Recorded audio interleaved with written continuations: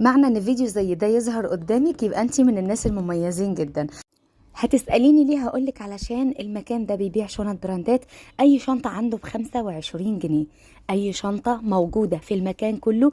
شوفي بقى عندك الماتيريال والبراندز اللي موجودة خطيرة، يعني الشنطة تعيش معاكي سنين وسنين وتورثيها كمان.